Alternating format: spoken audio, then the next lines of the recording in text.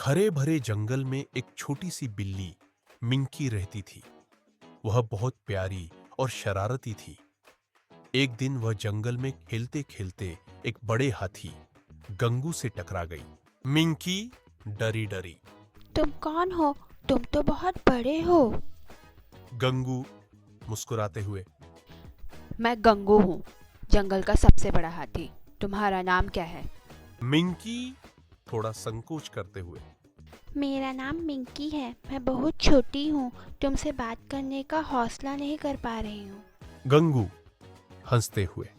तुम छोटी हो लेकिन तुम्हारे दिल में बहुत बड़ी बात छुपी है। मिंकी और आगे के पार्ट देखने के लिए चैनल को सब्सक्राइब कर दीजिएगा।